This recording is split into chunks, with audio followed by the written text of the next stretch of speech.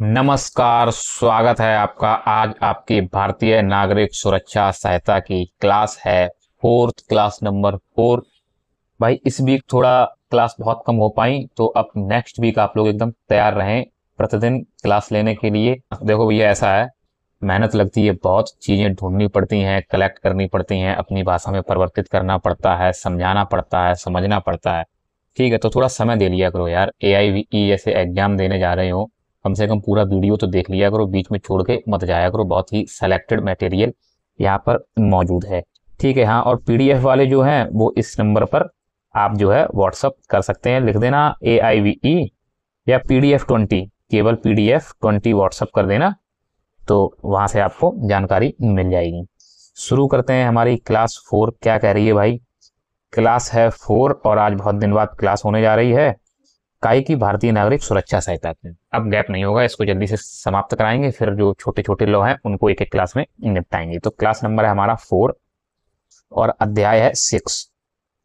5 अध्याय हम इससे पहले पढ़ चुके हैं। चैप्टर 5 तक हम कवर कर चुके हैं। चैप्टर 6 स्टार्ट होने वाला है। चैप्टर है 6, जो कि आपका सेक्शन 63 से सेक्शन 93, मतलब धारा 63 से धारा 93 तक पढ़ा जाएगा। इसमें आपके 4 पार्ट मिलेंगे, का, खा, गा, घा। तो भैया वैसे तो अगर पूरा अध्याय और चैप्टर देखा जाए तो वो भाई इसी से रिलेटेड है कि हाजिर होने को विवश करने के लिए आदेश का है। जो मतलब नहीं, लोग हाजिर नहीं होते हैं, फरार हो जाते हैं, तो उनको जबरदस्ती हाजिर कराना, विवश कर देना, ऐसी ऐसी मतलब कार्य करना जिससे वो जबरदस्ती हाजिर हो जाए। विवश कराने के लिए जो आदेश दिए जाते हैं, ये पूरा अध्याय जो 6 है वो आपका इसी से संबंधित है। तो इसका सबसे पहले हम पहला पार्ट देखते हैं। जो पहला पार्ट हमारा का है, जो समन, जिसमें सिर्फ समन की बात होगी। सम्मन जो होते हैं, जिनको हम लोग बोलते हैं सम्मन, ऐसे ही नॉर्मली बोलते हैं। तो भाई सेक्शन जो आपका कितना, सेक्शन 63 से सेक्शन 71 तक बात होगी। धारा 63 से धारा 71 तक आपको समन से संबंधित जो है वो क्वेश्चन मिलेंगे। सीधी बात समझिए, कहीं भी कोई क्वेश्चन समन से संबंधित मिल जाए तो समझ जाइए कि भारतीय नागरिक सुरक्षा सहायता जो है उसमें आपको सेक्शन 63 से सेक्शन 71 के बीच तुरंत अपना दिमाग पहुंचाना है। और अगर नहीं भी मिल रहा है तो बेयर एक्ट आपके पास होगा एग्जाम में, उसमें भी ढूंढ सकते हैं। पहली बात ये हो गई। दूसरी बात ये हो गई, कभी इसका भी एक चार्ट बनवा देंगे ना, तो उस चार्ट के हिसाब से इसको भी थोड़ा सरल कर देंगे। ठीक है, समय हमारे पास पर्याप्त है, परेशान बिल्कुल नहीं होना है, तो सब कुछ कराने वाले हैं। तो सबसे पहले हम देखते हैं सेक्शन हमारा 63, धारा 63 क्या कह रही है भैया? तो धारा 63 जो है वो यही है कि समन का प्रारूप से संबंधित है। जो हमारा समन जो होता है उसका जो प्रारूप होता है भैया, धारा 63 जो है वो आपके सिर्फ उससे ही संबंधित है। क्या है संबंधित? यही है कि इसका लिखित रूप, मतलब लिखित रूप में होना चाहिए। ठीक है, अदालत की मोहर होनी चाहिए। तो जो समन का प्रारूप होता है तो यही है कि भैया लिखित रूप में होना चाहिए और अदालत की मोहर वगैरह लगी होनी चाहिए, और बकायदा टाइप वाइप रहता है, कागज के पेपर पर रहता है। 2 प्रतियां रहती हैं, एक प्रति में आपके साइन करा के आपको दे दी जाती है, एक प्रति अपनी ले जाई साथ में ले ली जाती है। ठीक है, तो यही होता है समन का प्रारूप। नेक्स्ट सेक्शन 64, धारा 64 हमारी ये क्या कह रही है कि समन की तामील कैसे की जाए। सबसे पहले समझ लो कि तामील, तामील शब्द आपको कई बार देखने के लिए मिलेगा, तो पहले तामील को क्लियर कर ले भैया। तामील का सीधा मतलब है, जो आप लोग देखते हैं ना, ये अपनी जो डिलीवरी हुआ करती है फ्लिपकार्ट पर, अमेजोन पर, किसी पर भी कोई हमने चीज ऑर्डर की, तो वहां से चलने से लेके और आपके घर तक मिलने की जो प्रक्रिया है, बोलते डिलीवरी आज होने वाली है, कल होने वाली है, वहां से निकल दिया अब रास्ते में, तो ये जो प्रक्रिया होती है ना, यही तामील है।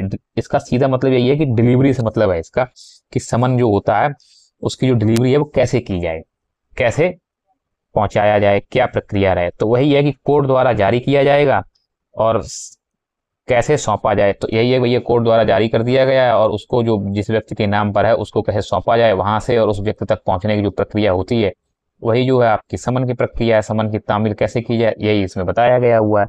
नेक्स्ट सेक्शन हमारा है 65, 65, जो बताता है क्या, निगमों, फर्मों और सोसाइटियों को समन भेजने की प्रक्रिया के बारे में बताया गया है।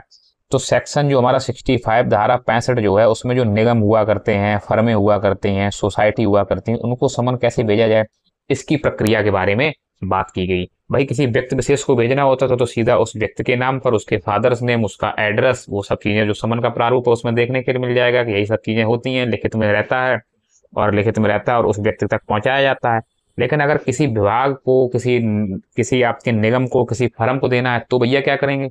तो सीधी बात समझिए, जब निगम या फर्म या किसी विभाग को जब वो समन जाता है तो वहां का जो सचिव हो, मैनेजर हो या प्रधान अधिकारी जो होता है उसको भेजा जाएगा। समझ गए आप? तो समन किसको भेजा जाएगा? जब कहीं बात निगम, फर्म और सोसाइटी की आ जाएगी तो किसको भेजा जाएगा? सचिव, मैनेजर या प्रधान को।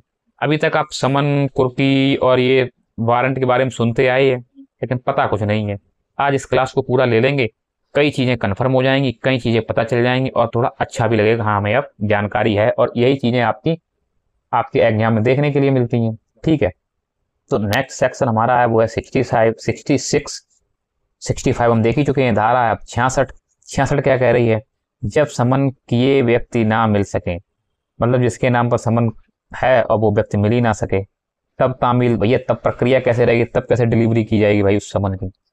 तो उसमें स्पष्ट लिखा है कि परिवार के किसी वयस्क सदस्य, वयस्क सदस्य आप जानते ही हैं जो बालिग होता है, 18 साल से ऊपर होता है, परिवार के किसी वयस्क सदस्य को समन की एक कॉपी सौंप दी जाती है और हस्ताक्षर करा लिए जाते हैं। समन की एक कॉपी उसको सौंप दी जाती है और दूसरी प्रति पर उसके हस्ताक्षर कराकर वो वहां पर पेश कर दी जाती है कि हाँ समन जो है विधिवत तरीके से पहुंच चुका है और ये जिसके यहाँ पहुंचा है उसके परिवारी जन के ये हस्ताक्षर हैं। सीधी सी बात है, उसमें कोई समस्या वाली बात नहीं है। तो 66 सेक्शन जो है वो यही बताता है कि जब कोई समन के लिए ना मिले, कई लोग होते हैं जो घर से गायब हो जाते हैं, पुलिस वाले को जैसे ही देखा कि आया हुआ है कुछ पत्र लेके, तो पता होता नहीं कि समन ही है या क्या है, पहले ही गायब हो लिए, तो उनके घर वालों को दे दिया जाता है, उसमें भी कोई समस्या वाली बात नहीं है। ठीक है, अब आ जाता है हमारा नेक्स्ट सेक्शन, सेक्शन 67 क्या कहता है भाई? तो ये धारा 67 कहती है कि जब किसी व्यक्ति पर समन की तामील उचित प्रक्रिया द्वारा नहीं हो पाती है तब क्या कदम उठाए जाएं। जैसे कि कोई व्यक्ति है, इसके लिए समन जो है जारी किया गया, अब क्या है वो व्यक्ति घर पर मिल ही नहीं रहा है, उसकी प्रक्रिया पूरी हो ही नहीं पा रही है, उसका कोई परिवार का सदस्य मिल ही नहीं पा रहा है, क्या है अब क्या है समन जो पहुंच ही नहीं पा रहा, अब क्या किया जाए भाई? अब समन कैसे दिया जाए? अब तो बड़ा समस्या फंस गई। तो भैया कोर्ट के पास इसका भी एक सीधा सीधा समाधान है, न्यायालय के पास हर चीज का समाधान है। ये हम जो कानून पढ़ते हैं इनमें हर चीज का समाधान है। सीधा समाधान यही है कि भाई सेक्शन 67 कहता है कि जब ऐसी स्थिति आ जाए कि प्रक्रिया पूरी हो ही नहीं पा रही समन वाली, क्योंकि व्यक्ति घर पर नहीं मिल रहा है या घर पर कोई नहीं मिल रहा है, ताला पड़ा हुआ, तब क्या किया जाए? तो एक अदालती जांच होगी कि समन वहां तक पहुंच भी रहा है कि नहीं पहुंच रहा है। ऐसा तो नहीं है कि समन जिसके द्वारा पहुंचाया जा रहा है वो ऐसे ही झूठ बोल देता हो, या पुलिस के द्वारा पहुंचाया जा रहा है, पुलिस अधिकारी के द्वारा पहुंचाया जा रहा, वो वहां तक पहुंचा ही ना रहे हो, या कुछ सेटिंग वेटिंग हो, उनको सूचना ना पहुंच पा रही हो। तो उसकी एक जांच होती है। जब जांच में पाया जाता है कि वाकई में घर पर कोई नहीं है, ताला पड़ा है, समन नहीं पहुंच पा रहा, तो क्या होता है? तो भैया एक अच्छी सी घर पे जो जगह देख ली जाती है, दीवार जहां से स्पष्ट रूप से दिखाई पड़े, तो अदालती जांच के बाद घर पर चस्पा करना, मतलब वो जो समन जो होता है वो घर पर बाहर चिपका दिया जाता है, चस्पा कर दिया जाता है। अब आप जाने और आपका काम जाने।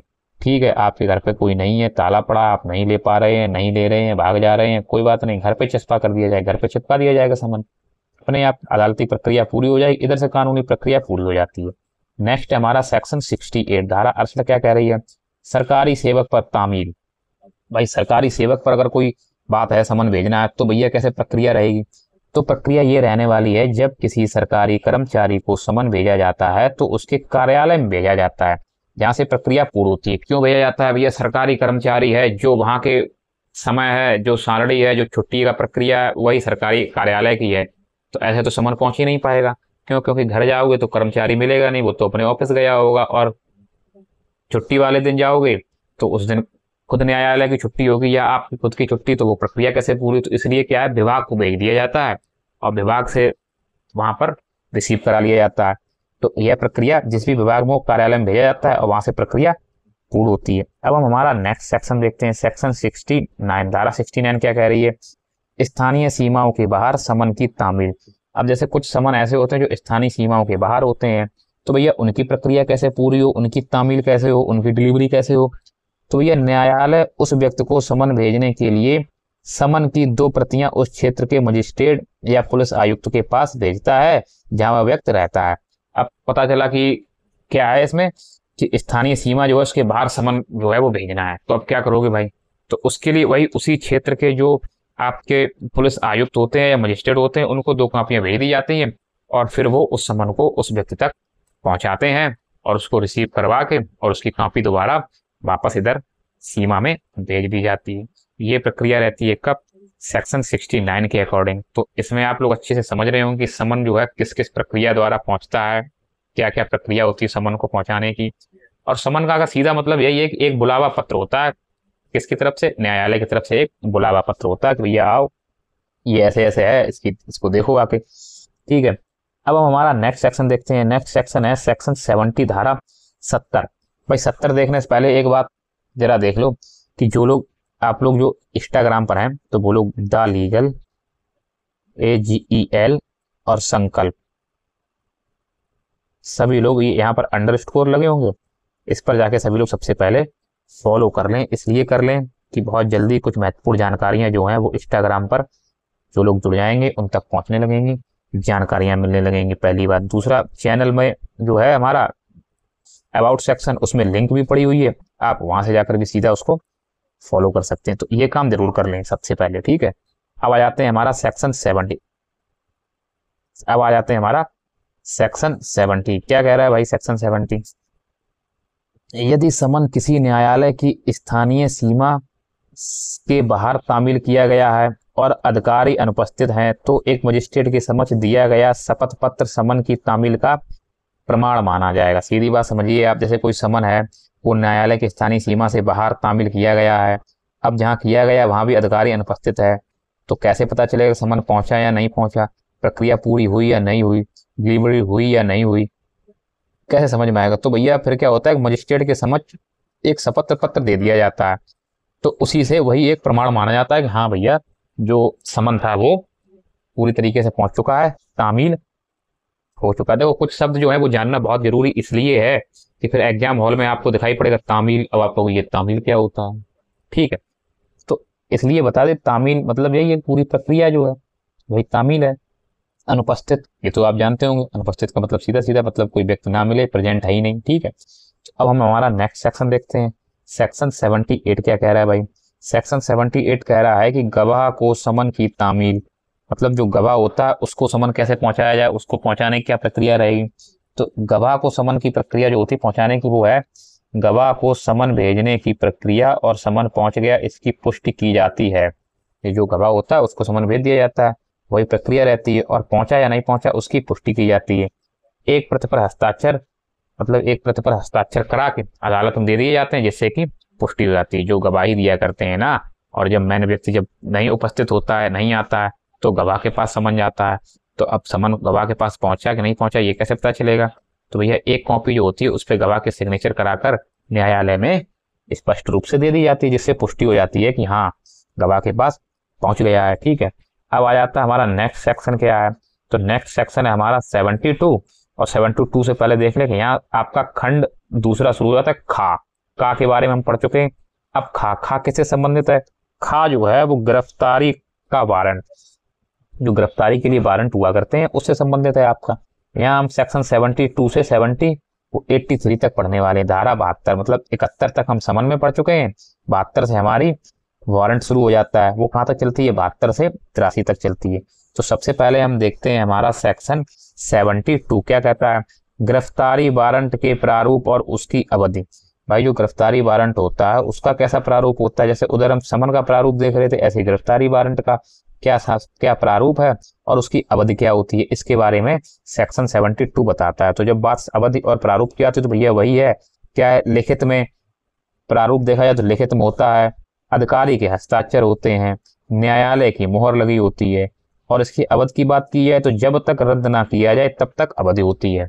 जब तक न्यायालय द्वारा इसको रद्द नहीं किया जाएगा तब तक इसकी जो आपका वारंट होता है उसकी अवधि होती है। ऐसा नहीं है कि वारंट की अवधि खत्म हो गई, वारंट की अवधि जब तक न्यायालय से निरस्त नहीं किया जाएगा तब तक वारंट की अवधि चलती रहेगी।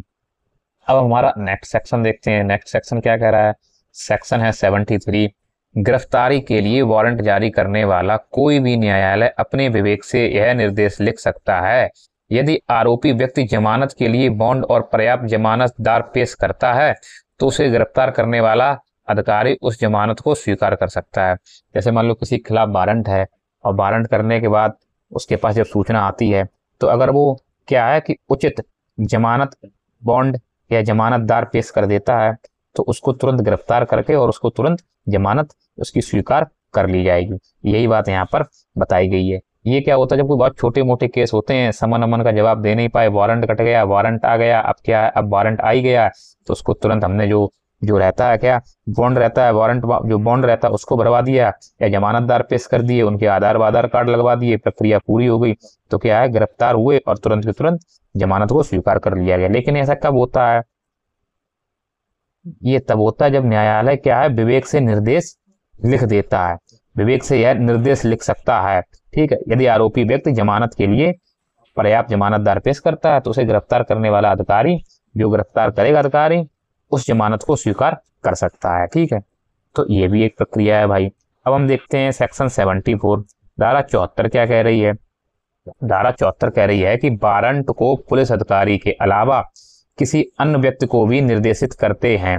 मतलब जरूरी नहीं है कि वारंट को सिर्फ पुलिस अधिकारी को दिया जाए कि जाओ गिरफ्तार करके लाओ, अन्य व्यक्ति को भी दिया जा सकता है गिरफ्तारी के लिए, अन्य व्यक्ति को भी दिया जा सकता है, निर्देशित करते हैं, ताकि गिरफ्तारी में देरी ना हो, कानूनी प्रक्रिया समय से पूरी हो। अब जैसे कोई छोटा मोटा कांड हो चुका है चोरी वोरी का, अब उसको लेके क्या है, वारंट है, अब वारंट पुलिस अधिकारी जो है उसको दिया गया, वो अनुपस्थित है, तो क्या, अब जैसे मान लो वो किसी गांव क्षेत्र का है, तो वहां का जो प्रधान है उसको भेजा जा सकता, उसको भी वारंट दे दिया जाएगा कि तुम्हें वारंट हम देके जा रहे, तो मैंने क्या करवाओ, गिरफ्तार करवाओ, गिरफ्तारी वारंट है, तो उसके नाम से भी, मतलब उसके नाम का मतलब उसको नहीं दिया जाएगा, उसको गिरफ्तार करने के लिए कोर्ट से वारंट सीधा ग्राम प्रधान के पास जाएगा और ग्राम प्रधान कोशिश करेगा उसको गिरफ्तार कराने की। ये किस लिए है, इसलिए कि जो ताकि गिरफ्तारी में देरी ना हो, कानूनी प्रक्रिया समय से पूरी हो सके। सिर्फ पुलिस ही नहीं वारंट और निर्देशित करती है, उसके साथ साथ अन्य व्यक्ति भी निर्देशित कर सकते हैं, ऐसा प्रावधान दिया गया है। नेक्स्ट है सेक्शन 75, एक वारंट किसी भी व्यक्ति को संबोधित किया जा सकता है जहां गैर जमानती अपराध से संबंधित आरोपी को गिरफ्तार करने की आवश्यकता हो। मतलब एक वारंट जो है वो किसी भी व्यक्ति को संबोधित मतलब दिया जा सकता है जहां गैर जमानती अपराध से संबंधित आरोपी गिरफ्तार करने की आवश्यकता पड़ रही हो। जैसे मालिक, मैनेजर, अधिकारी, अब जैसे मान लो किसी कंपनी में कोई कार्य कर रहा है, उसने किसी प्रकार कोई अपराध किया है, ठीक है, तो कंपनी में जैसे ही वो आएगा उसको पता चल जाएगा, तो उसके मालिक को वो दे दिया जाएगा कि जैसे ही वो आए तो उसको तुरंत रिसीव करवाओ, उसको सिग्नेचर करवाओ। ये क्या है, ये आपका वारंट है, और गिरफ्तारी वारंट है तो उसको पकड़वाओ। तो ऐसे करके जो कार्यालय वगैरह हुआ करते हैं वहां को मान लो मालिक है, मैनेजर है, अधिकारी जो भी है, तो वो भी गिरफ्तार करा सकता है, पकड़वा सकता है। ठीक है, और गैर जमानती है तो रिसीव करा सकता है, ऐसा होता है। सेक्शन 76, कोई भी पुलिस अधिकारी गिरफ्तारी वारंट किसी अन्य पुलिस अधिकारी को सौंप सकता है, बस उस अधिकारी का नाम अंकित करना होता है।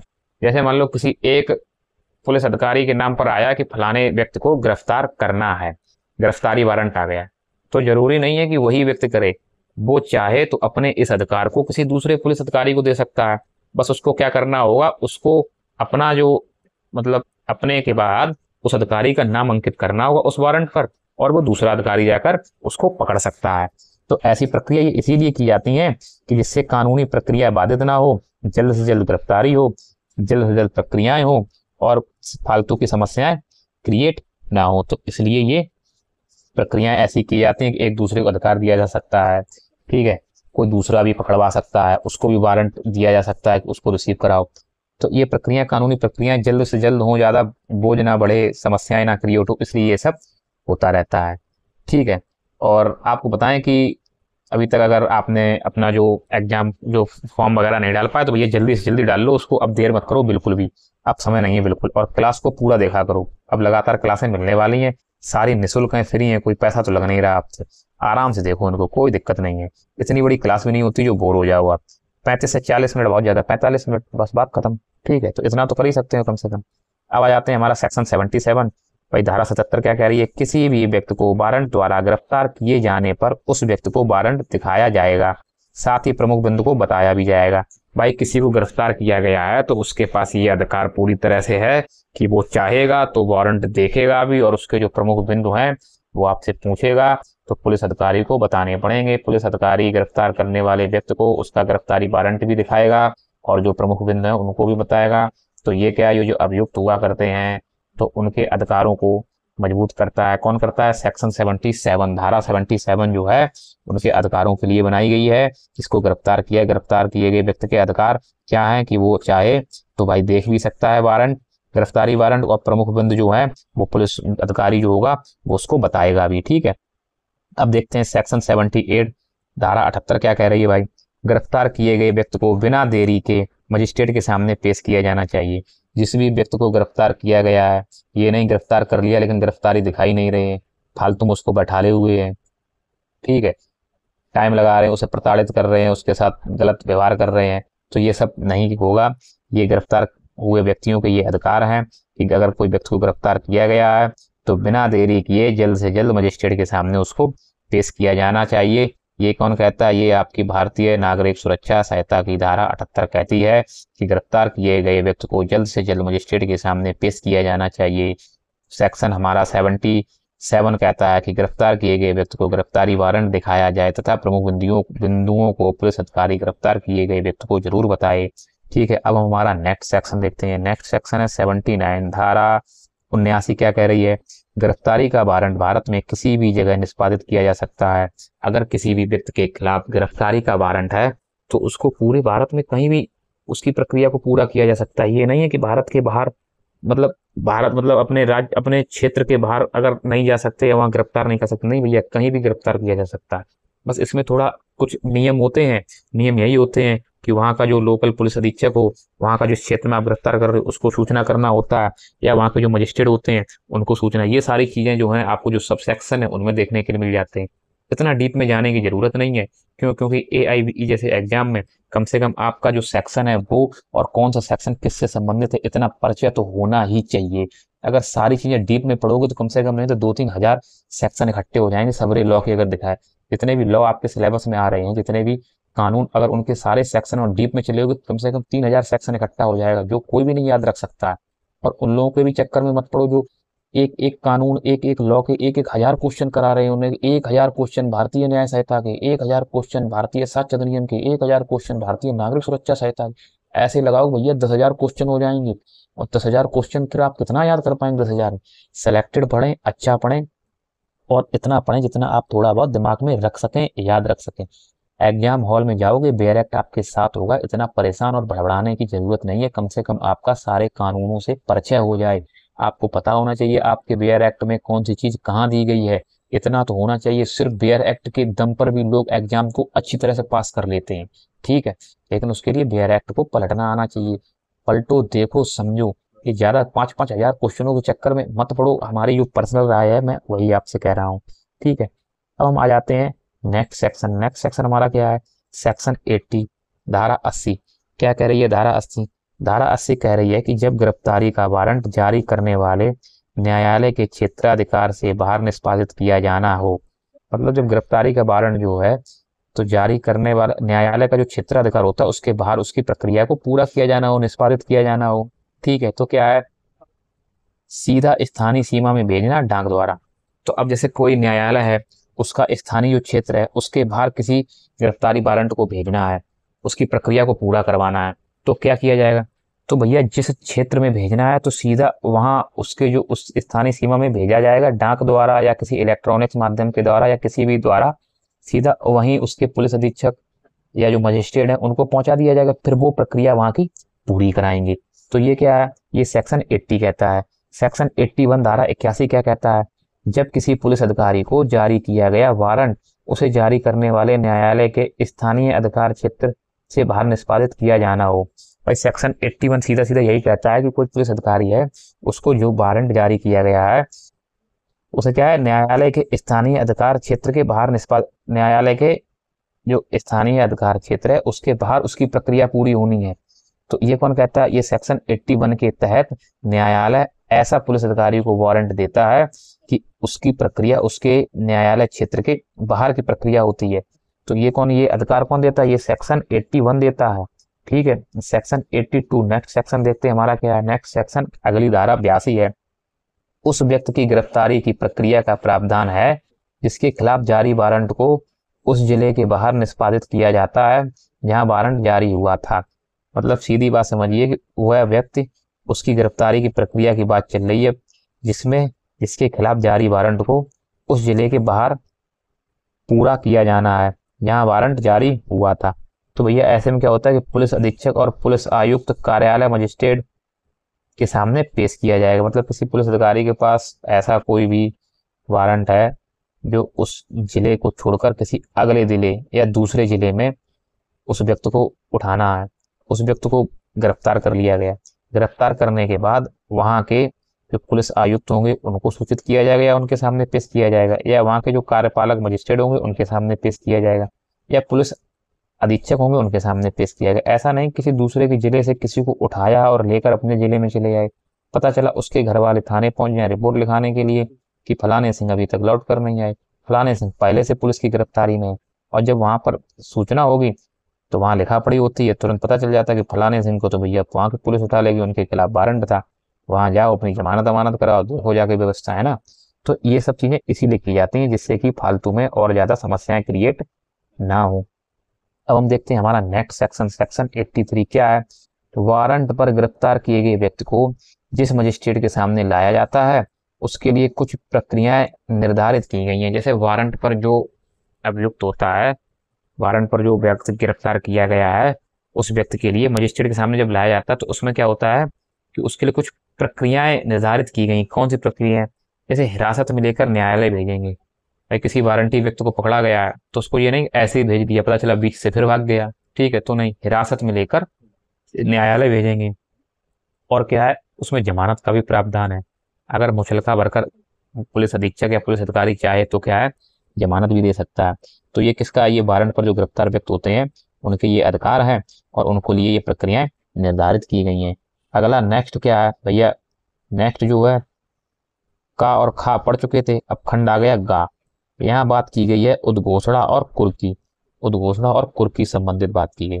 कुर्की के बारे में आप लोग चारों तरफ देखते रहते, अखबार में पढ़ते रहते, अगल बगल में किसी की हुई होगी तो वो प्रक्रिया भी देखी हुई होगी, कुर्की हो गई, कुर्की हो गई।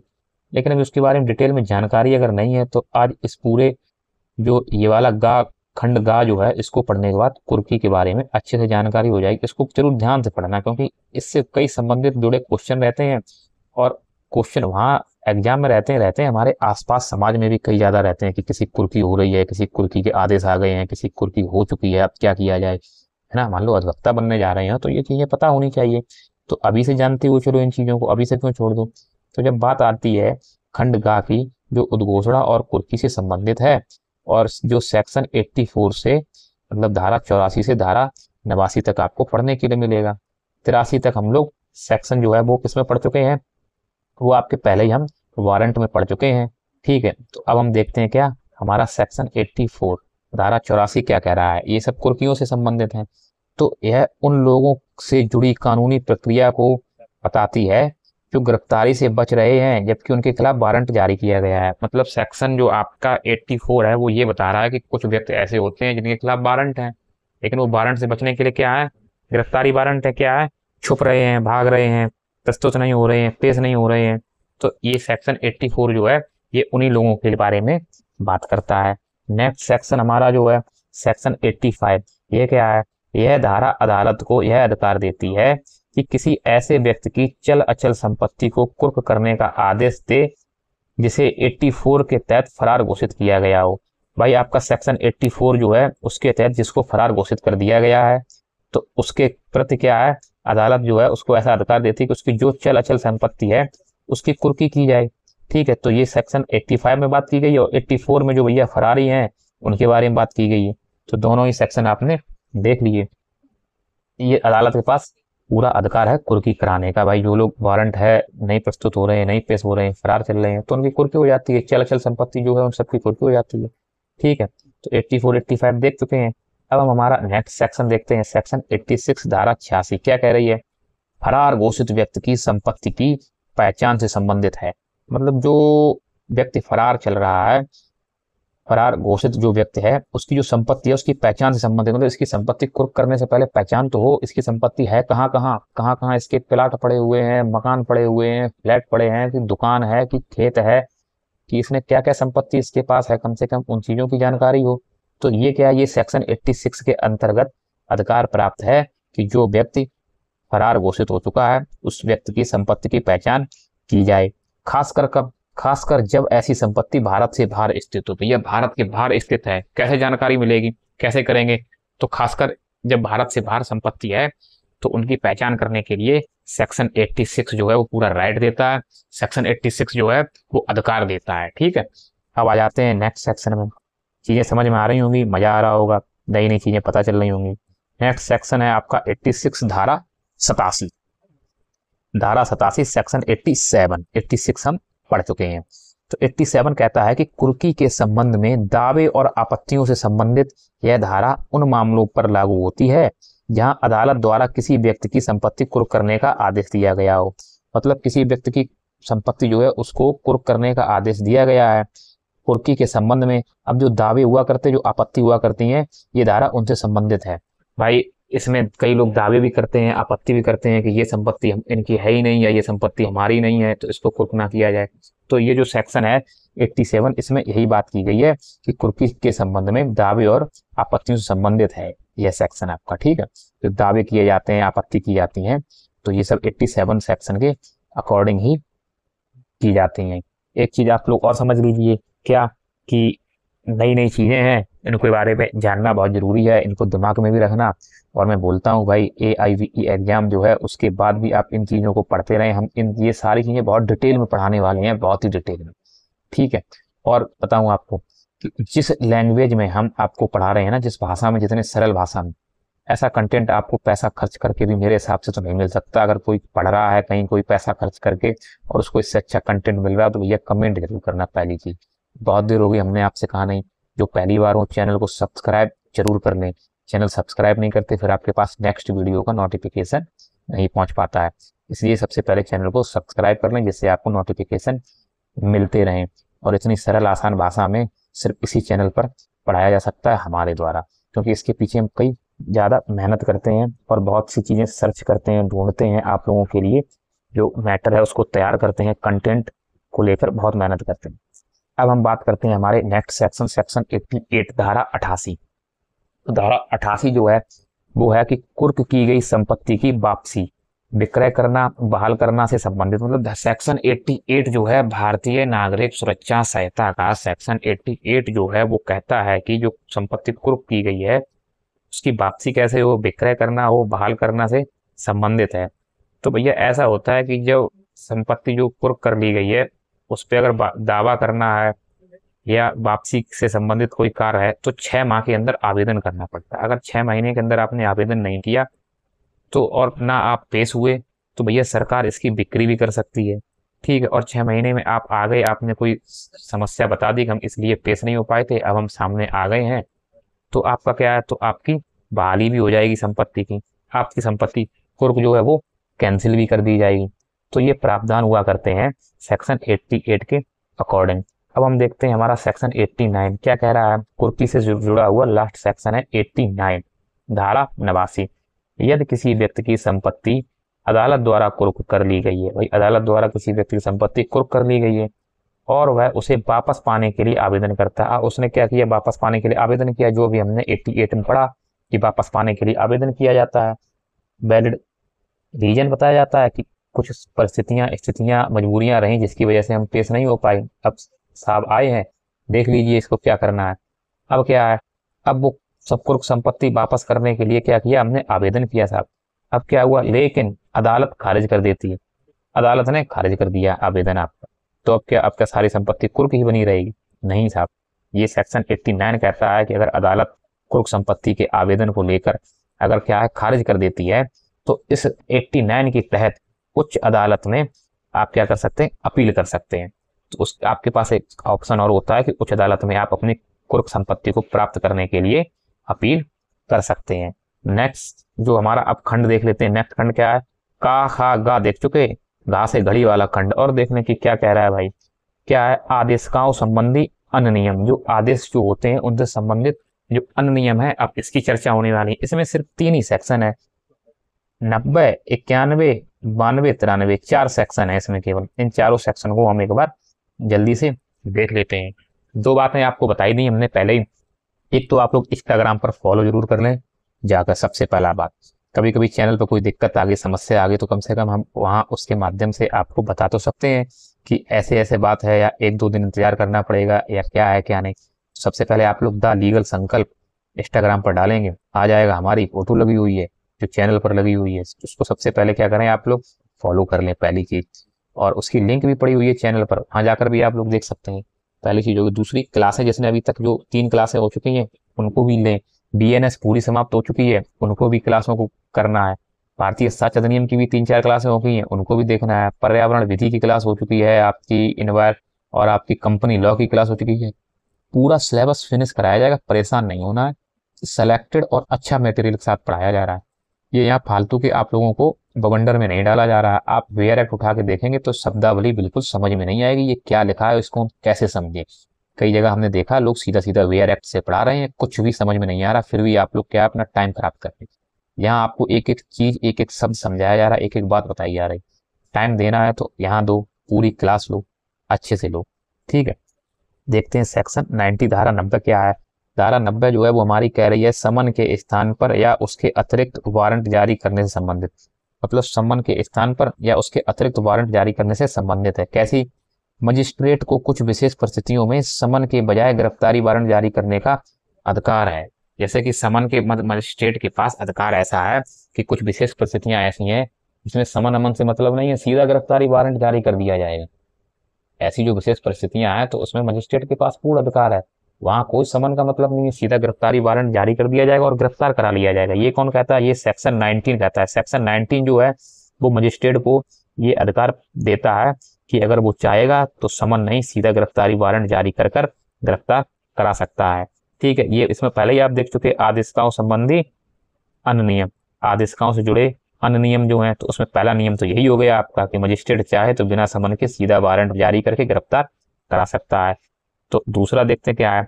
तो दूसरा भैया ये है सेक्शन 91 धारा 91 कह रही है कि अदालत में पेश होने के लिए बॉन्ड या जमानत बॉन्ड लेने की सख्ती से संबंधित है। मतलब अदालत में पेश होने के लिए जो बॉन्ड होते हैं ना, जमानत बॉन्ड जो होते हैं भाई, वो सख्ती से संबंधित है। यह अधिकार अदालत को इस धारा के तहत प्राप्त है। मतलब अदालत जो है आपको क्या है, पेश होने के लिए, जैसे कि आप दोबारा कब पेश होंगे या नहीं होंगे तो भैया आपसे जमानत बॉन्ड भरवाया जाएगा, आपसे जमानत बॉन्ड ले सकती है। इसलिए कि आप दोबारा पेश हो ना हो तो इसके आधार पर वो एक वादा हो जाता है। ठीक है, अब हम देखते हैं हमारा सेक्शन 92 धारा 92 क्या कह रही है। धारा 92 कह रही है कि उपस्थित के लिए बंद पत्र, वही बॉन्ड, जमानत पत्र मतलब वही जमानत बॉन्ड का उल्लंघन करने पर, अब आपने क्या है, उल्लंघन कर दिया, उल्लंघन करने पर गिरफ्तारी से संबंधित। तो सेक्शन 91 में तो बॉन्ड भरवा के आपको छोड़ दिया जाएगा, बॉन्ड भरवा लिए, दोबारा उपस्थित होने के लिए कहा जाएगा। और अब आपने क्या है, दोबारा उपस्थित हुए नहीं, उसका उल्लंघन कर दिया, तो 92 के तहत क्या है, गिरफ्तारी वो कर दी जाएगी। कानूनी कार्रवाई में शामिल व्यक्ति उपस्थिति के वादे को पूरा करने में विफल होता है। अगर उपस्थिति के वादे को पूरा नहीं किया, कानूनी कार्रवाई चल रही है, बॉन्ड भर चुके हैं, जमानत बॉन्ड भर चुके हैं, तो न्यायालय उसे गिरफ्तार करने का आदेश दे सकता है। तो न्यायालय उसको गिरफ्तार करने का आदेश दे सकता है, फिर आप नहीं बच सकते हैं। ठीक है, पीडीएफ की बात फिर एक बार कर लेते हैं भाई। पीडीएफ वाली बात है तो पीडीएफ 20 लिखकर भाई यही नंबर हमारा 84 30 40 और 63 88 इस पर भेज दीजिए, व्हाट्सअप कर दीजिए। ठीक है, आगे बढ़ते हैं। क्या है, सेक्शन 93 धारा 93 क्या कह रही है। धारा 93 कह रही है, लास्ट धारा है 93 के अनुसार क्या कह रही है कि अध्याय 6 के प्रावधान समन और गिरफ्तारी के वारंट पर समान रूप से लागू होंगे। 93 सिर्फ इतना बता रही है कि जो पूरे अध्याय 6 में हमने पढ़ा है, जो पूरा अध्याय 6 भी हमने समाप्त किया है, जो अध्याय 6 प्राप्त जो किया है, तो 93 के अनुसार अध्याय 6 के प्रावधान, जो भी इसमें प्रावधान है, समन और गिरफ्तारी के वारंट पर समान रूप से लागू होंगे।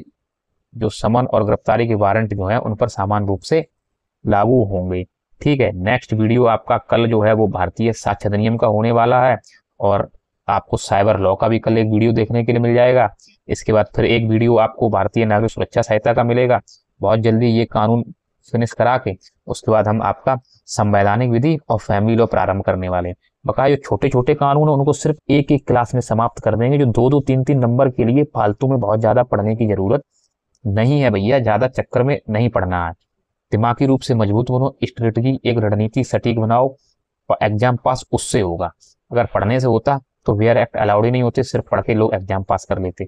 बहुत ज्यादा पढ़ के कम पढ़ना है, सिलेक्टेड पढ़ना है, वेयर एक्ट के साथ स्ट्रेटजी बनाना है और एग्जाम हॉल में बैठ के एग्जाम पास करना है। ठीक है, तो ये अपनी प्रक्रिया पूरी रखनी है। आगे की क्लासें भी आप लेते रहें, चैनल पर बने रहें, चैनल को थोड़ा प्यार दें, शेयर करें, और लोगों को भी इसका फायदा मिल जाए, जो और लोग जो हैं वो लोग भी इसका फायदा ले सकें और क्या कर सकें भाई, लोगों तक फ्री क्लास चल रही है। तो लोगों तक पहुंचे। पीडीएफ के लिए ये आपने देख ही लिया होगा क्या प्रारूप है, क्या है क्या नहीं है। वीडियो को पूरा देखने के लिए भाई आप लोगों का बहुत बहुत धन्यवाद।